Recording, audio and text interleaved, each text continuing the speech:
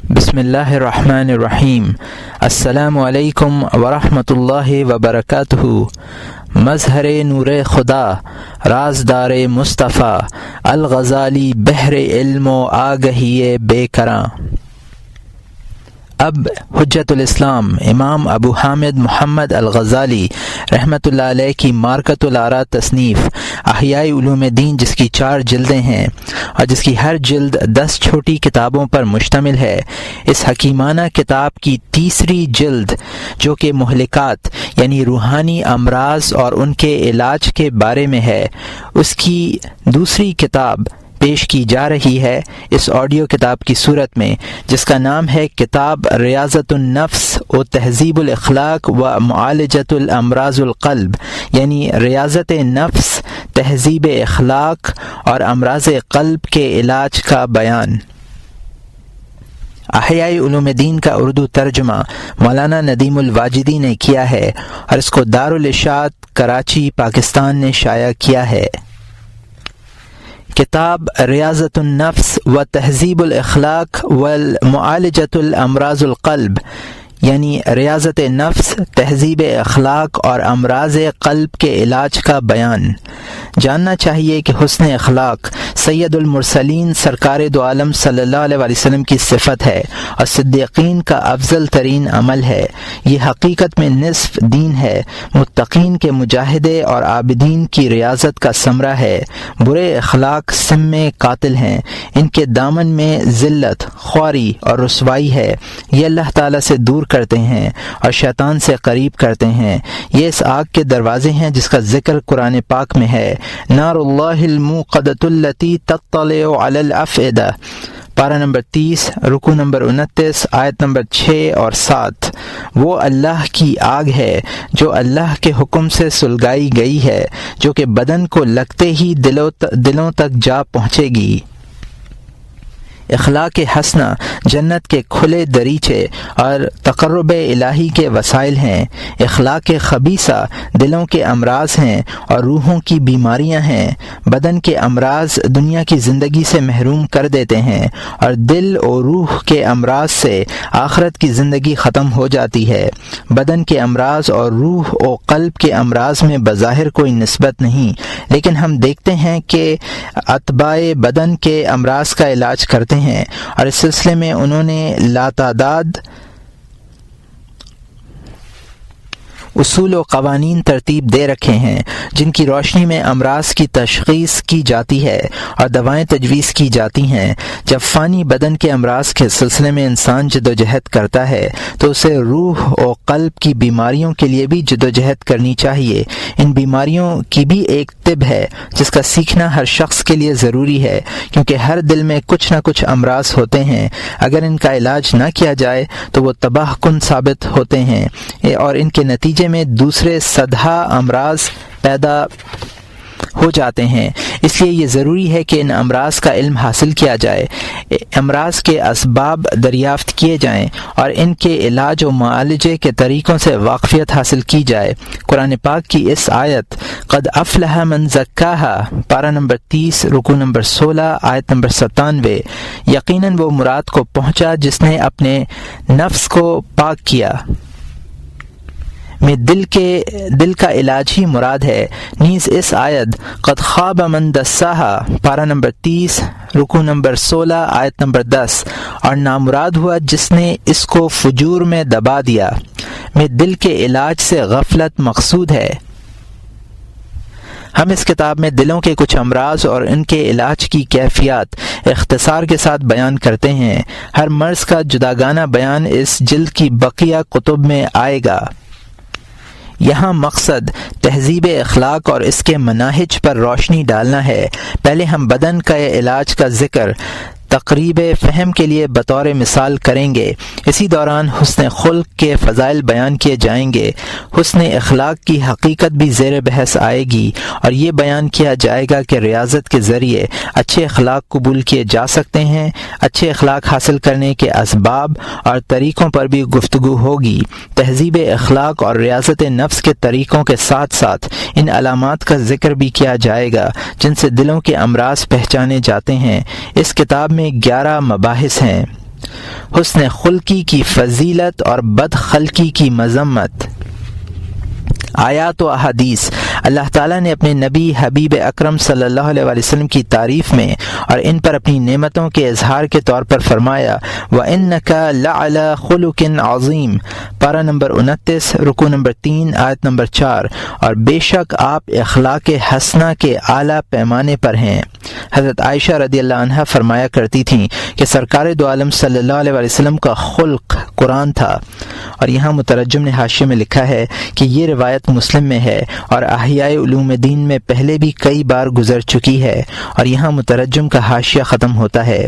ایک مرتبہ ایک شخص نے سرکار دو عالم صلی اللہ علیہ وسلم سے حسن خلق کے متعلق دریافت کیا۔ آپ نے یہ آیت تلاوت فرمائی وَإِنَّكَ لَعَلَى خُلُقٍ عَظِيمٍ، پارہ نمبر 9 رکوع نمبر 14 آیت نمبر 198۔ سرسری برتاؤ کو قبول کر لیا کیجیے اور نیک کام کی تعلیم دیا کیجیے اور جاہلوں سے ایک کنارہ ہو جایا کیجیے۔ اس کے بعد آپ نے ارشاد فرمایا ہوا ان تصل من قطعک وتعطی من حرمک وتعفو امن ظلمک۔ حسن خلق یہ ہے کہ جو تجھ سے قطع رحمی کرے تو اس سے صلہ رحمی کرے، جو تجھے محروم رکھے اسے دے، اور جو تجھ پر ظلم کرے اسے معاف کر دے۔ اور یہاں مترجم نے حاشیے میں لکھا ہے کہ یہ روایت ابن مردویہ نے حضرت جابر، قیس بن سعد بن عبادہ اور انس رضی اللہ تعالیٰ عنہ سے نقل کی ہے، اور یہاں مترجم کا حاشیہ ختم ہوتا ہے۔ حضرت صلی اللہ علیہ وسلم نے ارشاد فرمایا انما بعثت لتمم مکارم الاخلاق۔ یہ احمد، حاکم اور بہقی کی حدیث ہے جس کو ابو ہریرہ رضی اللہ تعالیٰ عنہ نے روایت کیا ہے۔ میں اچھے اخلاق کی تکمیل کے لیے مبعوث کیا گیا ہوں۔ اتقل ما یودع فی المیزان یوم القیامت تقوی اللہ وحسن الخلق۔ یہ ابو داود کی حدیث ہے اور ترمذی کی، جس کو ابو دردہ رضی اللہ تعالیٰ عنہ نے روایت کیا ہے۔ سب سے زیادہ بھاری چیز جو قیامت کے دن میزان میں رکھی جائے گی وہ اللہ کا خوف اور حسن خلقی ہوگا۔ ایک شخص سرکار دو عالم صلی اللہ علیہ وسلم کی خدمت میں سامنے کی طرف سے آیا اور کہنے لگا یا رسول اللہ، دین کیا ہے؟ آپ نے فرمایا حسن خلق۔ وہ شخص چلا گیا اور دوبارہ دائیں طرف سے آیا اور وہی سوال کیا۔ آپ نے جواب میں فرمایا حسن خلق۔ وہ شخص تیسری مرتبہ بائیں طرف سے آیا اور کہنے لگا رسول اللہ دین کیا ہے؟ آپ نے فرمایا حسن خلق۔ اس شخص نے چوتھی بار بھی یہی سوال کیا اور پیچھے کی طرف سے آیا۔ آپ نے فرمایا کیا تو سمجھتا نہیں ہے؟ دین یہ ہے کہ تو غصہ نہ کرے۔ اور یہاں مترجم نے حاشیے میں لکھا ہے کہ یہ روایت محمد بن نصر المروزی نے کتاب تعظیم قدر الصلاۃ میں ابو العلا بن الشخیر سے مرسلا نقل کی ہے، اور یہاں مترجم کا حاشیہ ختم ہوتا ہے۔ ایک شخص نے آپ سے پوچھا رسول اللہ نحوست کیا ہے؟ فرمایا بدخلقی، اور یہ احمد کی حدیث ہے جس کو عائشہ رضی اللہ عنہا نے روایت کیا ہے۔ ایک شخص نے حضرت صلی اللہ علیہ وسلم سے نصیحت کی درخواست کی۔ آپ نے اسے نصیحت فرمائی اتق اللہ حیث کنت، قال زدنی، قال اتبع الصلة الحسنة تمحها، قال زدنی، قال خالق الناس بخلق حسن۔ یہ ترمذی کی حدیث ہے جس کو ابو ذر رضی اللہ تعالیٰ عنہ نے روایت کیا ہے۔ جہاں بھی رہو اللہ سے ڈرتے رہو۔ اس نے عرض کیا کچھ اور نصیحت فرمائیں۔ آپ نے فرمایا گناہ کے بعد نیک کام ضرور کر لیا کرو، نیکی گناہ کو مٹا دیتی ہے۔ اس نے عرض کیا مزید نصیحت فرمائیں۔ آپ نے فرمایا لوگوں کے ساتھ اچھے اخلاق کا معاملہ کرو۔ سرکار دو عالم صلی اللہ علیہ وسلم سے عرض کیا گیا یا رسول اللہ سب سے اچھا عمل کون سا ہے؟ فرمایا خوش اخلاقی۔ ایک حدیث میں ہے ما حسن اللہ خلق و عبد خلقہ فطعمہ النار۔ اللہ تعالیٰ نے کسی بندے کے اخلاق اور صورت دونوں اچھے نہیں بنائے کہ اسے دوزخ کی آگ دکھائے۔ اور یہاں مترجم نے حاشیے میں لکھا ہے کہ یہ روایت کتاب آداب الصحبہ میں گزر چکی ہے، اور یہاں مترجم کا حاشیہ ختم ہوتا ہے۔ حضرت فضیل نقل کرتے ہیں کہ کسی شخص نے حضرت صلی اللہ علیہ وسلم کی خدمت میں عرض کیا کہ فلاں عورت دن میں روزہ رکھتی ہے، راتوں کو نماز پڑھتی ہے، مگر بد اخلاق بھی ہے، اپنے پڑوسیوں کو زبان سے تکلیف پہنچاتی ہے۔ آپ نے فرمایا اس عورت میں کوئی خیر نہیں ہے، یہ دوزخی ہے۔ اور یہاں مترجم نے حاشیہ میں لکھا ہے کہ یہ روایت بھی کتاب آداب الصحبہ میں گزر چکی ہے، اور یہاں مترجم کا حاشیہ ختم ہوتا ہے۔ حضرت ابو الدرداء رضی اللہ تعالیٰ عنہ کہتے ہیں کہ میں نے سرکار دو عالم صلی اللہ علیہ وسلم کو یہ ارشاد فرماتے ہوئے سنا ہے، اول ما یؤدى فی المیزان حسن الخلق والسخاء ولما خلق اللہ الایمان قال اللهم قونی فقوى بحسن الاخلاق والسخاء والما خلق اللہ الكفر قال اللهم قونی فقوى بالبخل وسوء الخلق۔ میزان میں سب سے پہلے حسن اخلاق اور سخاوت رکھی جائے گی۔ جب اللہ تعالیٰ نے ایمان کی تخلیق فرمائی تو اس نے عرض کیا، اے اللہ مجھے قوت عطا کر۔ اللہ نے اسے حسن خلق اور سخاوت سے تقویت بخشی، اور جب کفر پیدا کیا تو اس نے عرض کیا، اے اللہ مجھے طاقت دے۔ اللہ نے اسے بخل اور بدخلقی کی طاقت عطا کی۔ رسول اکرم صلی اللہ علیہ وسلم نے ارشاد فرمایا، ان اللہ استخلص هذا الدین لنفسه ولا يصلح لدینکم الا السخاء وحسن الخلق الا فزینوا دینکم بہما۔ یہ دارقطنی اور خرائطی کی حدیث ہے جس کو ابو سعید الخدری رضی اللہ تعالیٰ عنہ نے روایت کیا ہے۔ اللہ تعالیٰ نے اس دین کو اپنے لیے خاص کر لیا ہے، اور تمہارے دین کے لیے سخاوت اور حسن خلق سے زیادہ کوئی چیز موزوں نہیں ہے۔ خبردار اپنے دین کو ان دونوں صفتوں سے مزین کرو۔ ایک حدیث میں ہے، حسن الخلق خلق اللہ الاعظم۔ یہ طبرانی اوسط کی حدیث ہے جس کو عمار بن یاسر رضی اللہ تعالیٰ عنہ نے روایت کیا ہے۔ خوش خلقی خدائے اعظم کا خلق ہے۔ صحابہ رضی اللہ تعالیٰ عنہ نے عرض کیا، یا رسول اللہ، ایمان کے اعتبار سے کون سا مومن افضل ہے؟ فرمایا، جو اخلاق کے اعتبار سے سب سے بہتر ہو۔ یہ ابو داؤد، ترمذی اور نسائی کی حدیث ہے جس کو ابو ہریرہ رضی اللہ تعالیٰ عنہ نے روایت کیا ہے۔ حضرت صلی اللہ علیہ وسلم کا ارشاد ہے، انکم لن تسعوا الناس باموالکم فاسعوهم بیسط لوجہی وحسن الخلق۔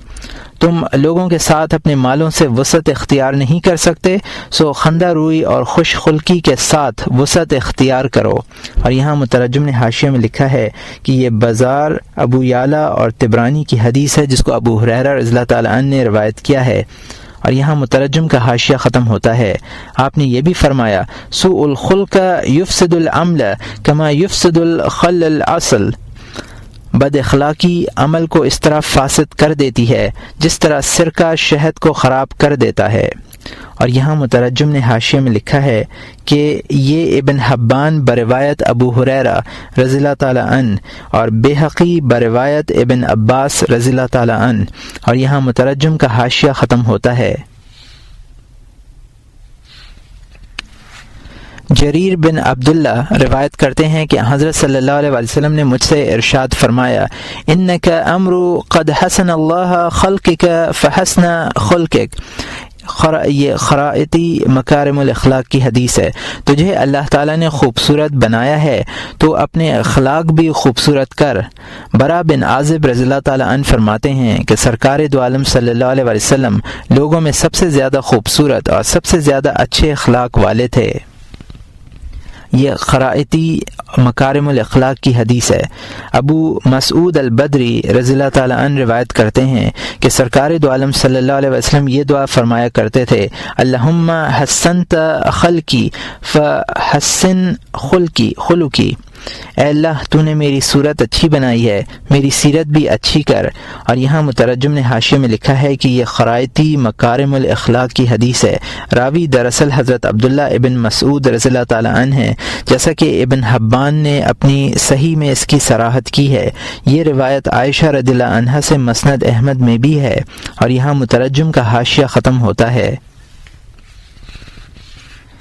حضرت عبداللہ بن عمر رضی اللہ تعالیٰ عنہ فرماتے ہیں کہ سرکار دو عالم صلی اللہ علیہ وسلم یہ دعا کثرت سے فرمایا کرتے تھے، اللہم انی اسألک الصحۃ والعافیۃ وحسن الخلق۔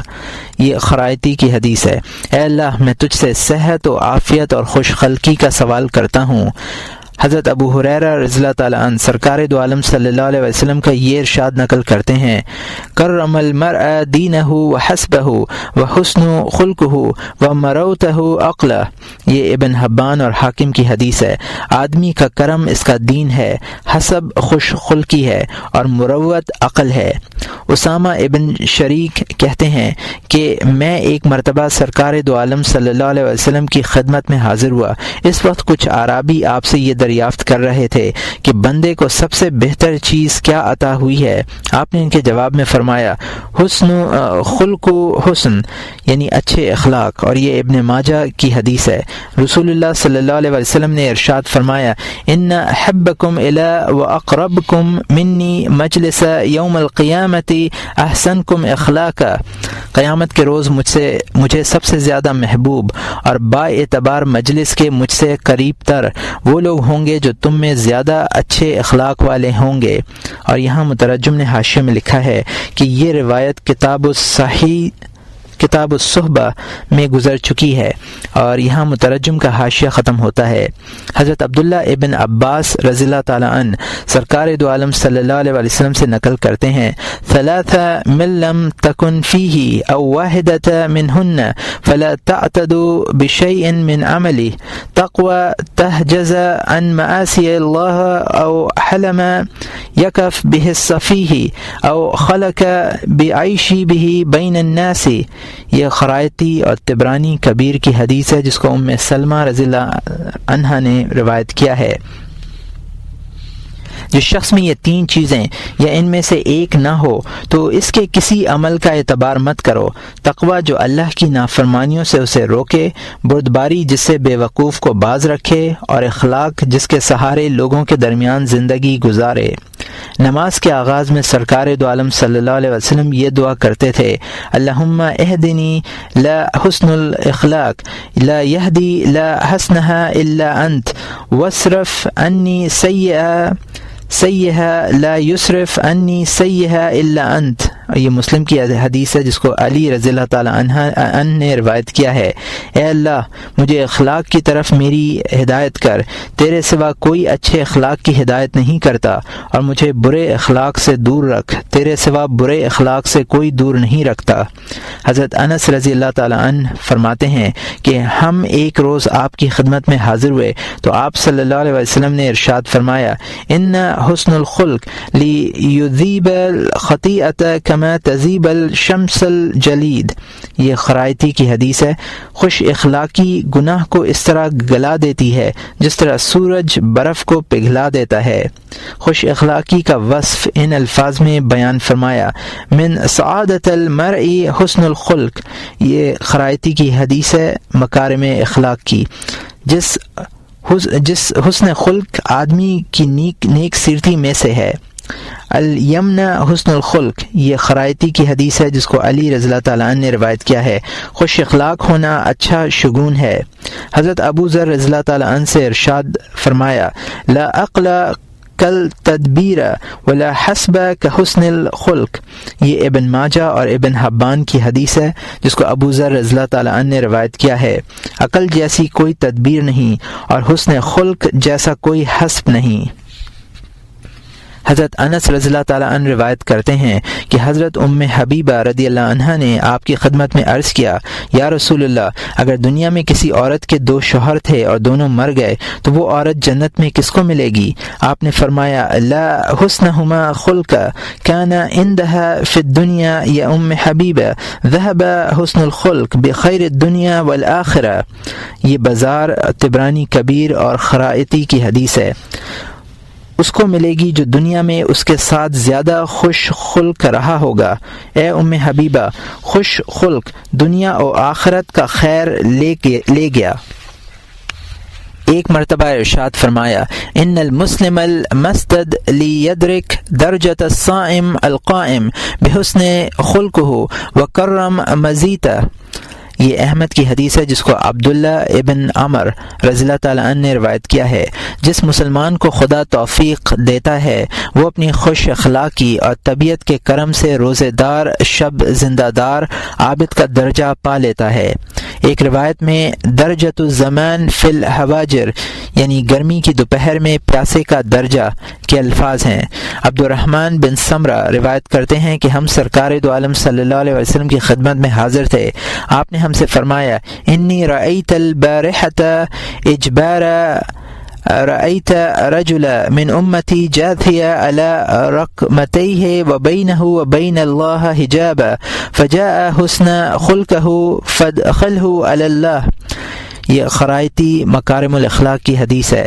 میں نے رات ایک عجیب خواب دیکھا۔ میں نے دیکھا کہ میری امت کا ایک شخص دو زانو بیٹھا ہوا ہے، اس کے اور خدا تعالی کے درمیان حجاب ہے۔ اتنے میں اس کا حسن خلق آیا اور اس کو خدا کے سامنے پیش کر دیا۔ حضرت انس رضی اللہ تعالی عنہ روایت کرتے ہیں کہ حضرت صلی اللہ علیہ وسلم نے فرمایا ان العبد لیبلغ خلقہ عظیم درجات الآخرہ وشرف المنازل وإلہ لضعیف فی العبادت۔ یہ طبرانی اور خرائطی کی حدیث ہے جس کو انس رضی اللہ تعالی عنہ نے روایت کیا ہے۔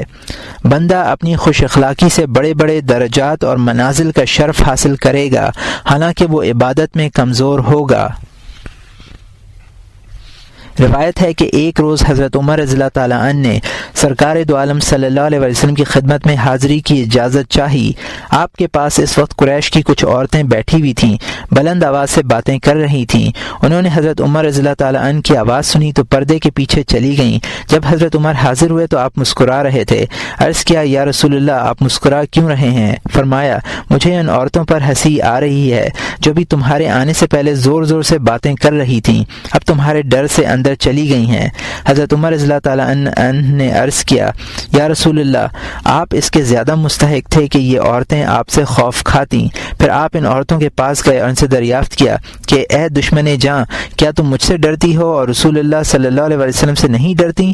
انہوں نے جواب دیا ہاں، کیونکہ تم رسول اللہ صلی اللہ علیہ وسلم کی بنسبت سخت مزاج ہو۔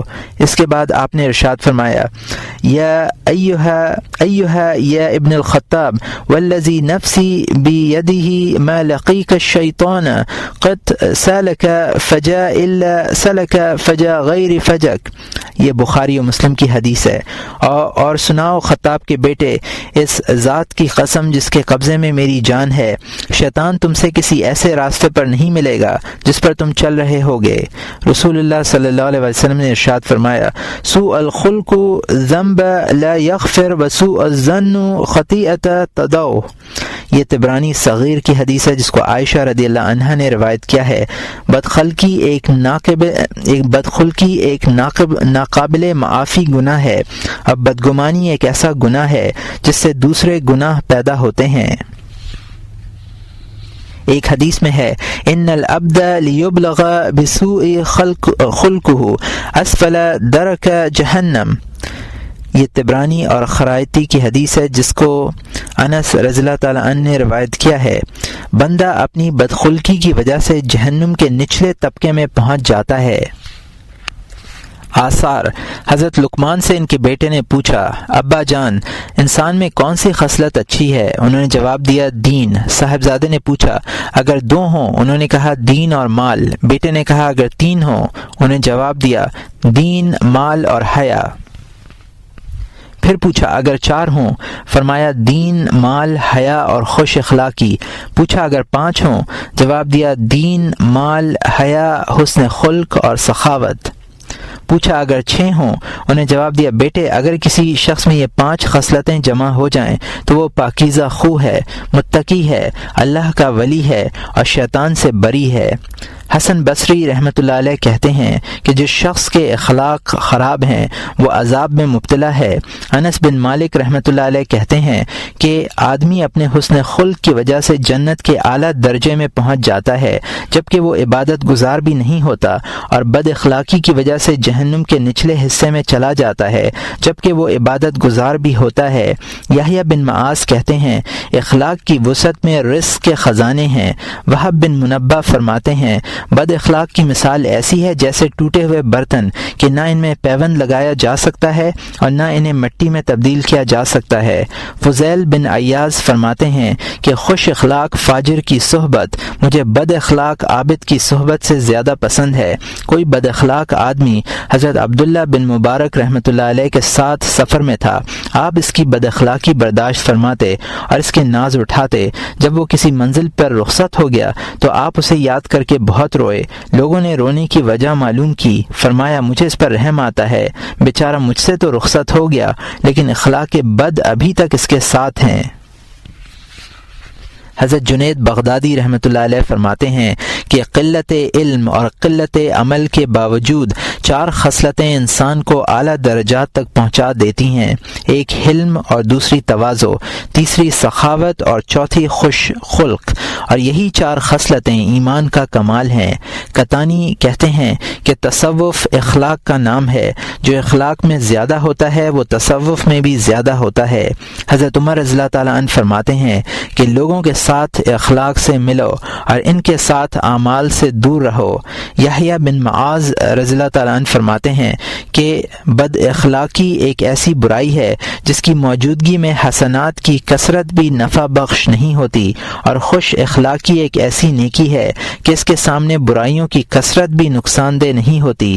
حضرت عبداللہ بن عباس رضی اللہ تعالیٰ عنہ سے دریافت کیا گیا، کرم کیا ہے؟ فرمایا کرم وہ ہے جس کا ذکر قرآن پاک میں اس طرح کیا گیا ہے، ان اکرمکم عند اللہ اتقاکم، پارہ نمبر 26 رکوع نمبر 14 آیت نمبر 13۔ اللہ کے نزدیک تم میں سب سے بڑا شریف وہی ہے جو سب سے زیادہ پرہیزگار ہو۔ پوچھا گیا حسب کیا چیز ہے؟ فرمایا تم میں سب سے بہتر اخلاق کا حامل سب سے اچھے حسب کا حامل ہے۔ حضرت عبداللہ ابن عباس رضی اللہ تعالیٰ عنہ نے یہ بھی فرمایا کہ ہر عمارت کی بنیاد ہوتی ہے، اسلام کی بنیاد خوش خلقی ہے۔ عطا رحمۃ اللہ علیہ فرماتے ہیں کہ جس شخص نے بھی بلندی حاصل کی خوش اخلاقی ہی کے طفیل حاصل کی۔ حضرت صلی اللہ علیہ وسلم کے علاوہ کسی نے بھی حسن خلق کا کمال حاصل نہیں کیا۔ وہ لوگ اللہ تعالیٰ کے زیادہ قریب ہیں جو حسن خلق کے سلسلے میں سرکار دو عالم صلی اللہ علیہ وسلم کے نقوش پا کی اتباع کرتے ہیں۔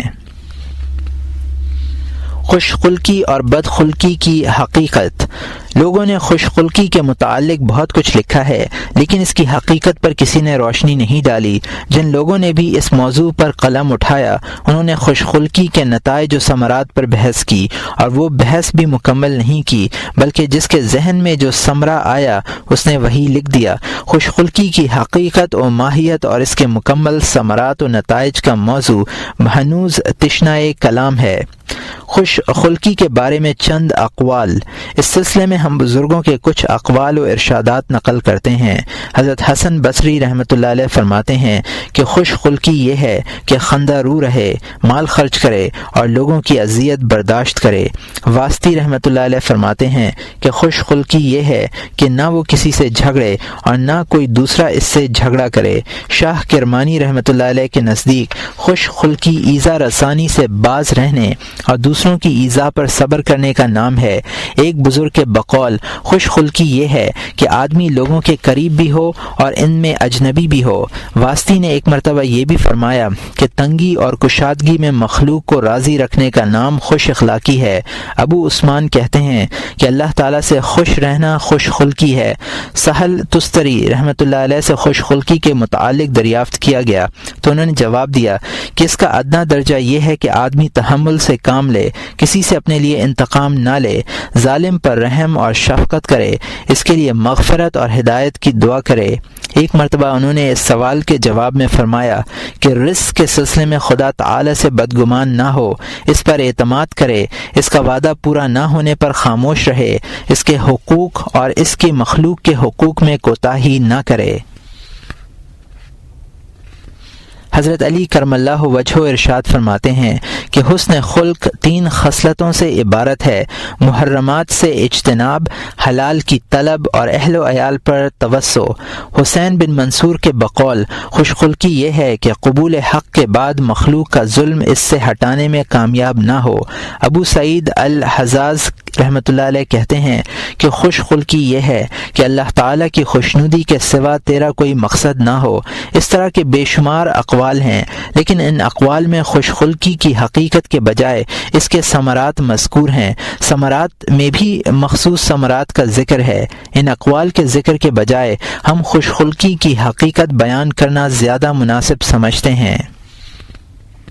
خوش خلقی کی حقیقت، یہاں 2 لفظ ہیں، خلق اور خلق، اور دونوں لفظ یکجا بھی استعمال کیے جاتے ہیں۔ مثلا کہا جاتا ہے کہ فلاں شخص خلق بھی ہے اور خوش خلق بھی، یعنی اس کی صورت بھی اچھی ہے اور سیرت بھی، وہ ظاہری حسن بھی رکھتا ہے اور باطنی حسن سے بھی آراستہ ہے۔ اس طرح کی عبارت میں خلق سے مراد ظاہری صورت ہے اور خلق سے مراد باطنی صورت ہے، اور یہ اس لیے کہ انسان جسم و روح سے مرکب ہے۔ جسم کا مشاہدہ آنکھ سے ہوتا ہے اور روح کا ادراک بصیرت سے ہوتا ہے۔ جسم و روح دونوں ہی کی ایک حیت اور صورت ہے۔ یہ صورت بری بھی ہوتی ہے اور اچھی بھی۔ بصیرت کے ذریعے ادراک کی جانے والی روح آنکھ کے ذریعے ادراک کیے جانے والے جسم کے مقابلے میں افضل اور اعلیٰ ہے۔ چنانچہ اللہ تعالیٰ بھی روح کی نسبت اپنی طرف کر کے اس کی عظمت کا اظہار فرمایا۔ ارشاد ہے: انی خالق بشر من صلصال من حمأ مسنون فاذا سویتہ ونفخت فیہ من روحی فقعوا لہ ساجدین۔ پارہ نمبر 14 رکوع نمبر 3 آیت نمبر 28 اور 29۔ میں ایک بشر کو بچتی ہوئی مٹی سے جو کہ سڑے ہوئے گارے سے بنی ہوگی پیدا کرنے والا ہوں، سو جب میں اس کو بنا چکوں اور اس میں اپنی طرف سے جان یعنی روح ڈال دوں تو تم سب اس کے روبرو سجدے میں گر پڑنا۔ اس آیت میں جسم مٹی کی طرف اور روح باری تعالیٰ کی طرف منسوب ہے۔ یہاں روح اور نفس دونوں سے ایک ہی چیز مراد ہے۔ اگر ہم کہیں روح کے بجائے نفس کا لفظ استعمال کریں تو اس سے مغالطہ نہ ہونا چاہیے۔ اب خلق کی تعریف سنیے۔ خلق نفس میں ایک ایسی راسخ حیت کا نام ہے جس سے افعال بآسانی صادر ہوں۔ اگر اس حیت سے صادر ہونے والے افعال شرعاً اور عقلاً عمدہ ہوں تو اسے خوش خلقی کہا جائے گا، اور برے ہوں تو بد خلقی نام ہوگا۔ اس تعریف میں راسخ حیت کی قید اس لیے لگائی گئی کہ مثلا اگر کوئی بعض نادار حالت میں بہت سا مال خرچ کر دے تو اسے سخاوت پیشہ نہیں کہا جائے گا جب تک سخاوت کی صفت اس کے نفس میں ثابت اور راسخ نہ ہو۔ افعال کے بآسانی اور کسی تکلف کے بغیر صدور کی قید اس لیے لگائی گئی کہ مال خرچ کرنے میں تکلف کرنا سخاوت اور تکلف اور جدوجہد کے ذریعے غصے پر قابو پانا حلم نہیں ہے، کیونکہ خلق وہ ہے جو کسی تکلف کے بغیر ظاہر ہو۔ یہی 4 امور ہیں: اول فعل کا اچھا یا برا ہونا، دوم فعل کی اچھائی یا برائی پر قادر ہوں، سوم ان کی معرفت کا حاصل ہونا، چہارم نفس میں ایسی حیت کا موجود ہونا جو حسن و قباح میں سے کسی ایک کی طرف مائل ہو سکے اور اس پر ان دونوں میں سے ایک آسان ہو جائے۔ خلق فعل کا نام نہیں ہے۔ بہت سے لوگوں کے مزاج میں سخاوت ہوتی ہے لیکن وہ خرچ نہیں کر پاتے، کبھی اس لیے کہ ان کے پاس مال نہیں ہوتا اور کبھی کسی دوسرے مانع کی وجہ سے۔ دوسرا شخص بھی فی الحقیقت بخیل ہوتا ہے لیکن ریا و ناموری کے لیے یا کسی دوسری ضرورت سے مجبور ہو کر خرچ کرتا ہے۔ خلق جس طرح فعل کا نام نہیں، اس طرح فعل پر قدرت اور قوت کا نام بھی نہیں، کیونکہ آدمی دینے یا نہ دینے یعنی سخاوت و بخل بلکہ تمام ازداد پر یکساں قدرت رکھتا ہے، اور ہر انسان کو فطرتاً دینے یا نہ دینے پر قادر پیدا کیا گیا ہے۔ قدرت سے یہ لازم نہیں آتا کہ اس میں خلق سخاوت یا خلق بخل ہوگا. اس طرح خلق معرفت کو بھی نہیں کہہ سکتے، اس لیے کہ حسن و قباح اور تمام ازداد کی معرفت ایک ہی طریقے پر ہوتی ہے اور سب سے متعلق ہو سکتی ہے. اصل میں خلق چوتھے معنی سے عبارت ہے، یعنی اس حیت کا نام ہے جس کے ذریعے آدمی نفس بخل یا سخا پر مستعد ہوتا ہے. حسن باطن کے 4 ارکان. جس طرح ظاہری حسن محض آنکھوں کی خوبصورتی کا نام نہیں بلکہ تمام اعضاء، آنکھ، ناک، کان، ہونٹ اور رخسار وغیرہ کی موزونیت کو حسن کہتے ہیں اور ان تمام کی خوبصورتی سے حسن ظاہر کی تکمیل ہوتی ہے، اسی طرح باطنی حسن کو بھی 4 ارکان ہیں. ان چاروں ارکان میں بھی حسن کا پایا جانا ضروری ہے. یہ سب ارکان معتدل اور موزوں رہیں تو آدمی حسن باطن کے اعتبار سے مکمل کہلائے گا.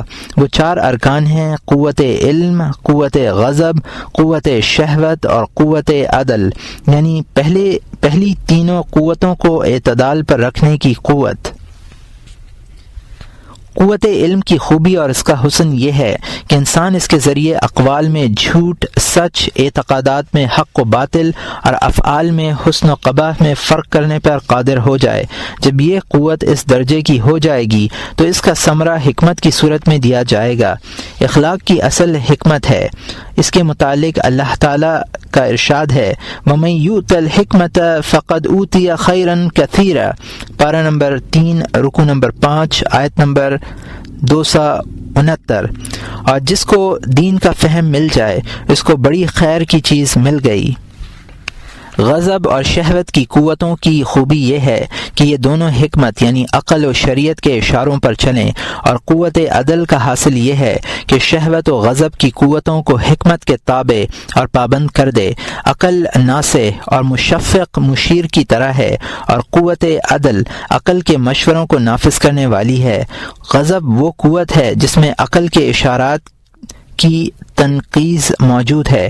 اس کی مثال ایسی ہے جیسے شکاری کتا، اسے تعلیم کی ضرورت ہوتی ہے اور تربیت کے بعد اس کی یہ حالت ہو جاتی ہے کہ وہ شکاری کے اشارے کے بغیر نہ آگے بڑھتا ہے اور نہ پیچھے ہٹتا ہے. شہوت اس گھوڑے کی طرح ہے جس پر سوار ہو کر شکار کے لیے نکلا جاتا ہے. گھوڑا کبھی سدھایا ہوتا ہے اور کبھی سرکش و اڑیل ہوتا ہے. قوت عدل سے شہوت کو بھی قابو میں رکھا جاتا ہے، ورنہ آدمی شکار کرنے کے بجائے خود شکار ہو جائے. جس طرح جس شخص میں یہ چاروں رکن درجہ اعتدال پر ہوں گے وہ خوش اخلاق ہوگا، اور جس شخص میں بعض ارکان معتدل اور بعض غیر معتدل ہوں گے وہ معتدل کی بنسبت خوش اخلاق کہلائے گا. یہ ایسا ہی ہے جیسے کسی شخص کے چہرے پر آنکھیں خوبصورت ہوں اور باقی اعضاء اچھے نہ ہوں تو اسے آنکھوں کے اعتبار سے حسین کہا جا سکتا ہے اور باقی اعضاء کے اعتبار سے بدصورت قرار دیا جا سکتا ہے. قوت غضب کے حسن اور اعتدال کا نام شجاعت ہے اور قوت شہوت کے اعتدال و حسن کو عفت کہتے ہیں. قوت غضب اگر حد اعتدال سے زیادہ ہوگی تو اسے طہور کہا جائے گا اور کم ہوگی تو اسے بزدلی اور نامردی قرار دیا جائے گا.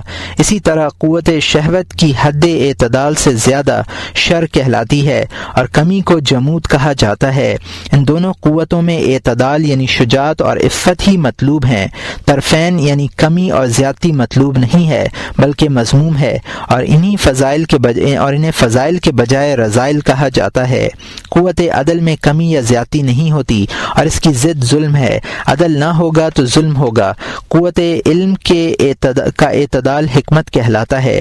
حکمت کو غلط اغراض میں استعمال کرنا اسے حد اعتدال سے باہر کرنا ہے. اگر یہ استعمال زیادتی کی صورت میں ہے تو اسے خبث اور فریب کہتے ہیں، اور کمی کی صورت میں ہے تو بے وقوفی کہتے ہیں. علم کا درجہ اوسط حکمت کہلاتا ہے. اس تفصیل سے ظاہر ہوا کہ اخلاق کے بنیادی اصول اور ارکان 4 ہیں: حکمت، شجاعت، عفت اور عدل. حکمت سے نفس کی وہ حالت مراد ہے جس سے آدمی تمام اختیاری افعال میں صحیح کو غلط سے ممتاز کر لے، اور عدل سے نفس کی وہ حالت اور قوت مراد ہے جس کے ذریعے وہ غضب اور شہوت پر حکومت کرے اور انہیں حکمت کے تابع بنائے۔ شجاعت سے مراد یہ ہے کہ غضب کی قوت عقل کے تابع اور مطیع ہو اور اس کی مرضی کے بغیر نہ اقدام کرتی ہو اور نہ اعراض۔ عفت سے مراد وہ قوت ہے جس کے ذریعے شہوت کو عقل و شرع کے پابند بنایا جا سکے۔ تمام اچھے اخلاق کا منبع اور سرچشمہ یہی چاروں اصول ہیں۔ مثلا قوت عقل کے اعتدال سے یہ محاسن پیدا ہوتے ہیں: حسن تدبیر، جودت ذہن، اصابت رائے، نفس کے مخفی آفات اور اعمال کی باریکیوں پر انتباہ۔ اس قوت کی زیادتی سے خبث، مکر، فریب اور چالاکی پیدا ہوتی ہے، اور کمی سے ناتجربہ کاری، بے وقوفی، حماقت، بے شعوری اور جنون جیسے امراض پیدا ہوتے ہیں۔ ناتجربہ کاری سے مراد یہ ہے کہ تخیل کی سلامتی کے باوجود تجربہ نہ ہو، جیسے بعض آدمی ایک امر میں تجربہ کار ہوتے ہیں اور دوسرے میں انہیں کوئی تجربہ نہیں ہوتا۔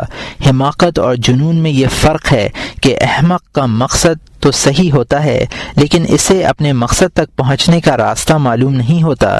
جنون یہ ہے کہ جو چیز اختیار کے قابل نہ ہو اسے اختیار کرے، اس کا اختیار سرے سے فاسد ہوتا ہے۔ شجاعت کے اعتدال سے یہ اوصاف پیدا ہوتے ہیں: کرم، دلیری، شہامت، کسر نفسی، حلم، استقامت، غصہ پینا، وقار اور سنجیدگی وغیرہ۔ اس قوت کا نام طہور ہے، اور کمی سے اہانت، ذلت، خوف، خساست، احساس کمتری اور کم حوصلگی۔ عفت کے اعتدال سے سخاوت، حیا، صبر، چشم پوشی، قناعت، تقوی، لطافت، بلند حوصلگی، وسعت ظرفی اور قلت طمع جیسے فضائل اخلاق حاصل ہوتے ہیں۔ اس خلق کے اعتدال کے حدود سے تجاوز کرنا، حرص، طمع، بے شرمی، خباثت، اسراف، ریا، اہانت، لغو گوئی، تملق، خوشامد، حسد، مالداروں میں ذلت اور فقیروں کو حقیر سمجھنے کا مرض وغیرہ جیسے رذائل کا باعث بنتا ہے۔ خلاصہ یہ ہے کہ محاسن اخلاق کے 4 اصول ہیں: حکمت، شجاعت، عفت اور عدالت۔ باقی اخلاق انہی چاروں اصولوں کی فروع ہیں۔ ان چاروں اصولوں میں کمال اعتدال حضرت صلی اللہ علیہ وسلم کے علاوہ کسی کو نصیب نہیں ہوا۔ بعد کے لوگوں میں تفاوت ہے۔ جو شخص ان اخلاق میں آپ سے جس قدر قریب ہے وہ اللہ تعالیٰ سے اسی قدر قریب ہے، اور جو بعید ہے وہ خداوند قدوس سے اسی قدر بعید ہے۔ جو شخص ان تمام اخلاق کا جامع ہے وہ اس بات کا مستحق ہے کہ لوگ اس کی اطاعت کریں، اس کی طرف رجوع کریں اور تمام افعال میں اس کی اقتداء کریں۔ اور جو شخص ان اخلاق سے محروم ہو بلکہ ان کی ازداد کا جامع ہو وہ اس بات کا مستحق ہے کہ اسے شہر بدر کر دیا جائے اور لوگ اس سے قطع تعلق کر لیں، کیونکہ وہ انسان نہیں، شیطان کا نمائندہ ہے۔ جس طرح شیطان سے دوری اختیار کی جاتی ہے اسی طرح اس سے بھی دور ہونا چاہیے۔ جس طرح جامع اخلاق شخص ملکوتی صفات سے اپنے قرابت کی بنا پر اقتدار اور اطاعت کا مستحق ہوتا ہے، اسی طرح یہ شخص شیطانی اوصاف سے اپنی وابستگی کی بنا پر لعنت اور اعراض کا مستحق ہوتا ہے۔ سرکار دو عالم صلی اللہ علیہ وسلم مکارم اخلاق کی تکمیل کے لیے مبعوث ہوئے ہیں، جیسا کہ حدیث شریف میں وارد ہے۔ یہ اخلاق وہ ہیں جنہیں قرآن کریم نے مومنین کے اوصاف میں ذکر کیا ہے۔ ارشاد ہے: انما المؤمنون الذین آمنوا باللہ ورسولہ ثم لم يرتابوا وجاہدوا باموالہم وانفسہم فی سبیل اللہ اولئک ھم الصادقون۔ پارہ نمبر 26، رکوع نمبر 14، آیت نمبر 15۔ پورے مومن وہ ہیں جو اللہ اور اس کے رسول پر ایمان لائے، پھر شک نہیں کیا اور اپنے مال اور جان سے خدا کے راستے میں محنت اٹھائی، یہ لوگ ہیں سچے۔ اللہ تعالیٰ اور اس کے رسول پر کسی تردد کے بغیر ایمان لانا یقین کی قوت کا عمل ہے، اور قوت یقین ثمرۂ عقل اور منتہائے حکمت ہے۔ مال کے ذریعے مجاہدہ کرنا سخاوت ہے، اور یہ مجاہدہ شہوت کو قابو میں رکھنے سے ہوتا ہے، اور نفس کے ذریعے مجاہدہ کرنا شجاعت ہے۔ یہ مجاہدہ عقل کی شرط کے مطابق اور اعتدال کی حدود کے اندر رہ کر قوت غضب کے استعمال سے ہوتا ہے۔ صحابہ کی تعریف میں اللہ تعالیٰ نے ارشاد فرمایا، اشداء علی الکفار رحماء بینہم، پارہ نمبر 26 رکوع نمبر 12 آیت نمبر 29، وہ کافروں کے مقابلے میں تیز ہیں اور آپس میں مہربان ہیں۔ اس آیت میں اس بات کی طرف اشارہ ہے کہ شدت اور رحمت کے الگ الگ مقامات ہیں، نہ ہر حال میں شدت کمال ہے اور نہ رحمت قابل تعریف۔ ریاضت سے اخلاق میں تغیر۔ جو لوگ اعتقاد کی گمراہی کا شکار ہیں وہ ریاضت اور مجاہدے کو شاق سمجھتے ہیں۔ انہیں یہ گوارا نہیں کہ وہ نفس کے تزکیے و تطہیر اور اخلاق کی تہذیب و تعمیر میں مشغول ہوں۔ وہ اپنے اخلاق کے فساد کو اپنے قصور، نقص اور خبث پر محمول نہیں کرتے، بلکہ وہ یہ کہتے ہیں کہ اخلاق جیسے پیدا ہوئے ہیں ایسے ہی رہتے ہیں، اور ان میں تغیر ممکن ہی نہیں، کیونکہ فطرت میں تبدیلی نہیں ہو سکتی۔ اس دعوے کی انہوں نے دو دلیلیں پیش کی ہیں، ایک یہ کہ خلق باطنی صورت کا نام ہے اور خلق ظاہری صورت کو کہتے ہیں، اور ظاہری صورت میں تبدیلی ممکن نہیں ہے۔ مثلا کوئی پست قد اپنا قد نہیں بڑھا سکتا، نہ طویل القامت اپنا قد چھوٹا کر سکتا ہے، نہ بدصورت خوبصورت ہو سکتا ہے اور نہ خوبصورت بدصورت۔ باطنی صورت کو ظاہری صورت پر قیاس کرنا چاہیے۔ دوسری دلیل یہ ہے کہ حسن خلق سے شہوت اور غضب کا استحصال مراد ہے، لیکن ہم نے تجربہ و آزمائش کے بعد یہ بات معلوم کی ہے کہ شہوت و غضب انسانی فطرت کا مقتضا ہیں، ان کا سلسلہ ختم نہیں ہوتا، ان کے درپے ہونا لا حاصل تگ و دو کرنا ہے اور اپنی عمر کو بے فائدہ کاموں میں ضائع کرنا ہے، کیونکہ تزکیہ نفس کا مقصد یہ ہے کہ قلب فانی لذتوں کی طرف ملتفت نہ رہے، اور ایسا ہونا محال ہے۔ ذیل میں ہم ان دونوں دلیلوں کا جواب عرض کرتے ہیں۔ پہلی دلیل کا جواب یہ ہے کہ اگر اخلاق میں تغیر ممکن نہ ہوتا تو نہ وعظ و نصیحت اور تادیب و تعلیم کی ضرورت تھی، اور نہ حضرت صلی اللہ علیہ وسلم صحابہ کرام رضوان اللہ علیہم اجمعین سے یہ ارشاد فرماتے، حسنوا اخلاقکم، اپنے اخلاق اچھے بناؤ۔ اور یہاں مترجم نے حاشیہ میں لکھا ہے کہ ابو بکر بن لال فی مکارم الاخلاق ان روایت معاذ بلفظ یا معاد حسن خلق للناس، اور یہاں مترجم کا حاشیہ ختم ہوتا ہے۔ اخلاق کا تغیر آدمیوں ہی کے ساتھ مختص نہیں ہے، بلکہ جانوروں کے اخلاق بھی بدل جاتے ہیں۔ بعض کو دیکھو کہ وہ وحشی ہونے کے باوجود کس طرح انسان کے ساتھ مانوس ہو جاتا ہے۔ شکاری کتا تعلیم کے بعد اس قابل ہو جاتا ہے کہ اپنے آقا کے حکم کی تعمیل میں شکار کے پیچھے دوڑے، اسے پکڑے اور کھائے بغیر آقا کو پیش کرے۔ اسی طرح سرکش گھوڑا سدھارنے سے متی بن جاتا ہے۔ کہ یہ سب اخلاق میں تغیر کے نمونے نہیں ہیں؟ اس سلسلے میں اصل بات یہ ہے کہ موجودات کی دو قسمیں ہیں، کامل اور ناقص۔ کامل موجودات وہ ہیں جو اپنے وجود کے اعتبار سے مکمل ہیں، نہ ان میں کمی ممکن ہے اور نہ زیادتی۔ ان میں کمی یا زیادتی کا اختیار آدمی کو حاصل نہیں ہے، جیسے آسمان، ستارے، جسم کے ظاہری اور اندرونی اعضاء اور حیوانات کے اجزاء وغیرہ۔ ناقص موجودات وہ ہیں کہ ابھی ان کا وجود نامکمل ہے۔ یہ چیزیں مکمل ہو سکتی ہیں بشرط یہ کہ ان میں کمال کی شرائط موجود ہوں، جیسے کھجور کی گٹھلی، نہ پھل ہے اور نہ درخت، لیکن اس کی ساخت ایسی ہے کہ اگر اسے بو دیا جائے اور اس کی خدمت کی جائے یعنی پانی دیا جائے تو یہ گٹھلی درخت بن سکتی ہے،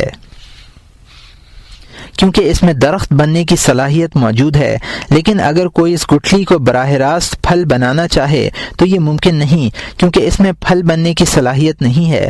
جب گٹھلی کا حال یہ ہے کہ وہ بندے کے اختیار سے متاثر ہوتی ہے اور ایک حال سے دوسرے حال میں بدل جاتی ہے تو غضب اور شہوت کی قوتیں کیوں متغیر نہیں ہو سکتی؟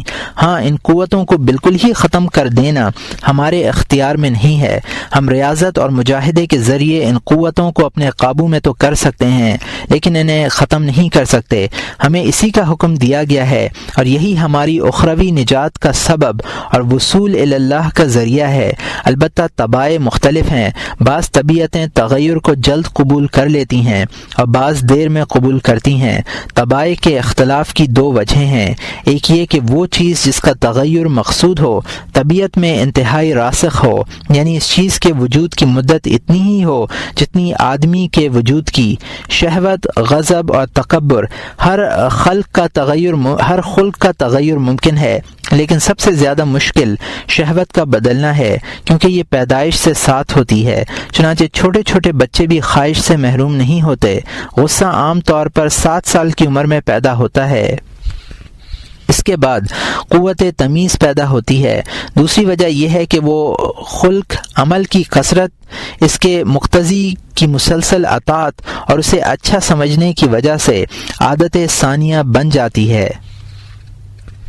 انسان کے 4 مراتب، اس سلسلے میں انسان کے 4 مراتب ہیں۔ پہلا مرتبہ یہ ہے کہ آدمی جس حالت میں پیدا ہوا ہے اسی حالت میں رہے، حق و باطل اور اچھے برے میں تمیز نہ کر سکے، بلکہ اپنی اصل فطرت کے اعتبار سے ہر طرح کے اعتقادات سے خالی ہو۔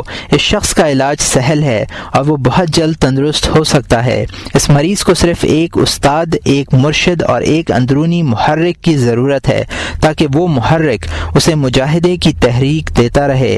اس کے اخلاق بہت جلد اچھے ہو سکتے ہیں۔ دوسرا مرتبہ یہ ہے کہ آدمی برائی کو برائی سمجھتا ہو، لیکن نیک عمل کو خوگر نہ ہو، بلکہ شیطان نے اسے عمل بد میں الجھا رکھا ہو۔ وہ اپنی شہوات کا تابع ہو اور راہ حق سے منحرف ہونے کے باوجود اپنے عمل کے قصور سے واقف ہو۔ ایسے شخص کی اصلاح پہلے کی بنسبت زیادہ سخت ہے، کیونکہ اس کی اصلاح کے 2 مرحلے ہوں گے۔ ایک یہ کہ اس کی بری عادت چھڑائی جائے، اور دوسرا یہ کہ اسے اچھے کام کا عادی بنایا جائے۔ اس کی اصلاح ہو سکتی ہے بشرط یہ کہ وہ ریاضت اور مجاہدے کے لیے پوری طرح مستعد ہو۔ تیسرا مرتبہ یہ ہے کہ وہ اخلاق رذیلہ کو اچھا سمجھتا ہو اور اعمال بد اس کے نزدیک وجوب کا درجہ رکھتے ہوں۔ انہی اخلاق و اعمال پر اس کی پرورش بھی ہوئی ہے۔ ایسے شخص کا علاج محال کے درجے میں ہے اور اس کی اصلاح کی توقع ہی نہیں کی جا سکتی، کیونکہ گمراہی کا ایک سبب ہو تو دور بھی ہو جائے۔ یہاں تو اسباب کا ہجوم ہے، کون کون سا سبب دور کیا جائے۔ چوتھا مرتبہ یہ ہے کہ وہ خود بھی برائی میں مبتلا ہو اور دوسروں کو بھی اپنا جیسا دیکھنا چاہتا ہو اور انہیں تباہ و برباد کرنے میں فخر سمجھتا ہو۔ یہ شخص انتہائی سخت درجے پر ہے اور اس کی گمراہی تہ پتہ ہے۔ اس کی اصلاح ناممکن اور محال ہے۔ ان چاروں میں پہلا شخص محض جاہل ہے، دوسرا جاہل اور گمراہ ہے، تیسرا جاہل گمراہ اور فاسق ہے، چوتھا جاہل گمراہ فاسق اور فتنہ پرور ہے۔ دوسری دلیل کا جواب، منکرین کا یہ کہنا کہ ریاضت سے شہوت اور غضب کی قوتوں کا استحصال مقصود ہے، جبکہ ایسا ہونا ممکن نہیں ہے۔ ہم یہ کہتے ہیں کہ ان قوتوں کا استحصال یا خاتمہ ہرگز مقصود نہیں ہے، بلکہ شہوت کی تخلیق فائدے کے لیے ہوئی ہے۔ آدمی میں اس کا موجود رہنا بھی ضروری ہے۔ چنانچہ اگر کسی شخص میں کھانے کی شہوت نہ رہے تو وہ ہلاک ہو جائے، جمع کی شہوت باقی نہ رہے تو نسل انسانی کا سلسلہ منقطع ہو جائے۔ اسی طرح اگر غضب کا وجود ختم ہو جائے تو آدمی مہلک چیزوں سے اپنا دفاع نہ کر سکے اور ہلاک ہو جائے۔ ان قوتوں کو نیست و نابود کرنا مقصد نہیں ہے، بلکہ انہیں افراط و تفرید سے بچا کر درجہ اعتدال پر لانا مقصود ہے۔ مثلا غضب میں یہ مقصود ہے کہ آدمی میں نہ تہور ہو اور نہ بزدلی، بلکہ اس کے غضب کی قوت عقل کی پابند ہو۔ اللہ تعالیٰ فرماتے ہیں اشداء علی الکفار رحماء بینہم، پارہ نمبر 26 رکوع نمبر 12 آیت نمبر 29۔ وہ کافروں کے مقابلے میں تیز ہیں اور آپس میں مہربان ہیں۔ اس میں صحابہ کا وصف شدت بیان کیا گیا ہے۔ شدت غضب ہی سے پیدا ہوتی ہے۔ اگر غضب کی قوت نہ ہوتی تو نہ شدت کا وجود ہوتا اور نہ جہاد ہوتا۔ غضب اور شہوت کی قوتوں کو یکسر کس طرح ختم کیا جا سکتا ہے، جبکہ انبیاء علیہم السلام بھی ان سے خالی نہیں ہیں۔ چنانچہ سرکار سرکار دو عالم صلی اللہ علیہ وسلم نے ارشاد فرمایا انما انا بشر غضب کما یغضب البشر، یہ مسلم کی حدیث ہے جس کو انس رضی اللہ تعالی عنہ نے روایت کیا ہے۔ میں انسان ہی ہوں، انسان کی طرح غصہ کرتا ہوں۔ روایات میں ہے کہ جب کوئی بات آپ کی مرضی کے خلاف پیش آتی تو غضب کی شدت سے آپ کے رخسار مبارک سرخ ہو جاتے، لیکن اس حالت میں بھی آپ حق بات ہی فرماتے، غصہ آپ کو حق گوئی سے نہیں ہٹاتا تھا۔ یہ بخاری و مسلم کی حدیث ہے جس کو عبداللہ بن الزبیر رضی اللہ تعالی عنہ نے ارشاد فرمایا ہے، روایت کیا ہے۔ باری تعالی کا ارشاد ہے والکاظمین الغیظ والعافین عن الناس، پارہ نمبر 4 رکوع نمبر 5 آیت نمبر 134، اور غصے کے ضبط کرنے والے اور لوگوں سے درگزر کرنے والے ہیں۔ اس آیت میں ان لوگوں کی تعریف کی گئی ہے جو غصہ پی لیتے ہیں، یہ نہیں فرمایا کہ ان میں غصہ نہیں ہوتا۔ اس سے معلوم ہوا کہ غضب اور غصے کو بالکلیہ ختم ہونا غیر فطری چیز ہے، اور یہ شریعت کو مطلوب نہیں ہے۔ شریعت کو مطلوب یہ ہے کہ یہ دونوں قوتیں اعتدال کے اس درجے پر آ جائیں کہ عقل کو ان پر غلبہ اور تفوق حاصل رہے، نہ یہ کہ دونوں عقل پر غالب آ جائیں۔ تبدیل خلق کا حاصل یہی ہے۔ بعض اوقات انسان پر شہوت اتنی شدت کے ساتھ حملہ آور ہوتی ہے کہ عقل اس کے دفع کرنے پر قادر نہیں رہتی، تاہم ریاضت کے ذریعے اس کا حد اعتدال پر آ جانا ممکن ہے۔ امتحان اور تجربے سے یہ بات پوری طرح ثابت ہو جاتی ہے اور اس میں کسی طرح کا کوئی ابہام یا شک باقی نہیں رہتا۔ اس امر پر کہ اخلاق میں افراط و تفریط کے بجائے اعتدال مطلوب ہے، قرآن پاک کی یہ آیت دلیل ہے والذین اذا انفقوا لم یسرفوا او لم یقتروا وکان بین ذلک قواما، پارہ نمبر 19 رکوع نمبر 4 آیت نمبر 67۔ اور جب وہ خرچ کرنے لگتے ہیں تو نہ فضول خرچی کرتے ہیں اور نہ تنگی کرتے ہیں، اور ان کا خرچ کرنا اعتدال پر رہتا ہے۔ اس آیت میں سخاوت کی طرف اشارہ ہے جو اسراف اور بخل کا درمیانی درجہ ہے۔ نیز فرمایا وَلَا تَجْعَلْ يَدَكَ مَغْلُولَةً إِلَىٰ عُنُقِكَ وَلَا تَبْسُطْهَا كُلَّ الْبَسْطِ، پارہ نمبر 15 رکوع نمبر 3 آیت نمبر 29، اور نہ تو اپنا ہاتھ گردن ہی سے باندھ دینا چاہیے اور نہ بالکل ہی کھول دینا چاہیے۔ شہوت طعام میں بھی اعتدال پر زور دیا گیا ہے۔ ارشاد ربانی ہے کلوا واشربوا ولا تسرفوا انه لا يحب المسرفین، پارہ نمبر 8 رکوع نمبر 10 آیت نمبر 31، اور خوب کھاؤ اور پیو اور حد سے مت نکلو، بے شک اللہ تعالیٰ پسند نہیں کرتا حد سے نکلنے والوں کو۔ غضب کے بارے میں اللہ تعالیٰ کا ارشاد ہے اشداء علی الکفار رحماء بینہم، پارہ نمبر 26 رکوع نمبر 12 آیت نمبر 92، وہ کافروں کے مقابلے میں تیز ہیں اور آپس میں مہربان ہیں۔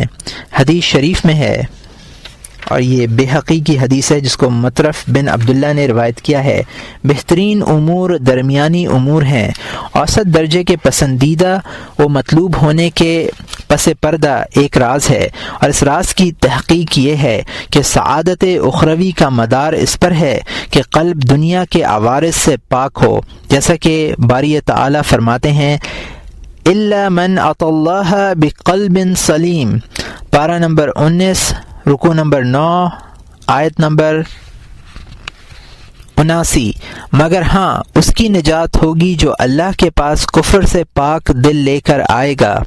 بخل اور اسراف دونوں کا تعلق دنیاوی عوارض سے ہے، دل کا ان دونوں عوارض سے خالی ہونا ضروری ہے، یعنی نہ وہ مال کے جمع و احتکار کی طرف مائل ہو اور نہ اس کو خرچ کرنے کا حریص ہو، کیونکہ جسے خرچ کرنے کا حرص ہوگا اس کا دل اسی طرف لگا رہے گا کہ کہیں سے مال آئے اور وہ خرچ کرے، جبکہ بخیل کی ساری توجہ امساک یعنی مال کو روکنے پر ہوگی۔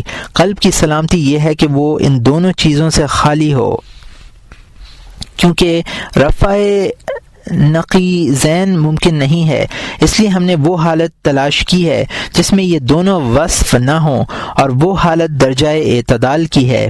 درجہ اعتدال میں یہ دونوں وصف موجود نہیں ہے، یہ دونوں وصف موجود نہیں ہیں، چنانچہ گرم پانی کی حرارت نکل جائے اور وہ ٹھنڈا بھی نہ ہونے پائے تو اس پانی کو نہ گرم کہتے ہیں اور نہ ٹھنڈا کہتے ہیں بلکہ گنگنا کہتے ہیں۔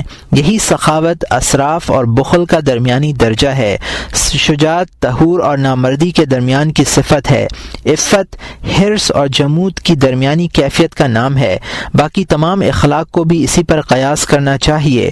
ہر خلق میں افراط و تفریط مذموم ہے اور اعتدال مقصود ہے۔ البتہ استاد اور مرشد کو چاہیے کہ وہ اپنے شاگرد و مرید کے سامنے غضب اور بخل کی برائی کرتے رہیں اور اس سلسلے میں کسی طرح کی رخصت نہ دیں، کیونکہ اگر انہوں نے تھوڑے کی اجازت دی تو وہ زیادہ کے لیے کوئی عذر تلاش کر لیں گے۔ البتہ اگر کم کی اجازت بھی نہ دے تو یہ ممکن ہے کہ وہ کم پر قناعت کر لیں اور زیادہ پر مائل نہ ہوں، اور اس طرح اعتدال کا درجہ حاصل ہوگا۔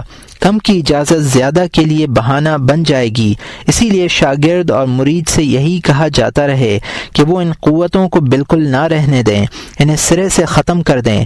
یہ راز لکھنے کا نہیں تھا، کیونکہ کم عقل لوگ اس سے دھوکہ کھا جاتے ہیں اور وہ یہ سمجھتے ہیں کہ ہمارا غضب بھی حق ہے اور بخل بھی حق ہے۔